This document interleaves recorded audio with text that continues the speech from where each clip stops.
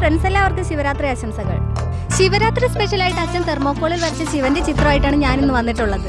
അപ്പോൾ വീഡിയോ ഇഷ്ടപ്പെട്ട ലൈക്കും കമന്റും ചെയ്യണേ. മാത്രമല്ല ഇതിന്റെ ഫുൾ വീഡിയോ ചാനലിൽ അപ്ലോഡ് ചെയ്യുന്നതായിരിക്കും. അപ്പോൾ അത് കാണാനായിട്ട് ചാനൽ സബ്സ്ക്രൈബ് ചെയ്യാൻ ആരും മറക്കല്ലേ.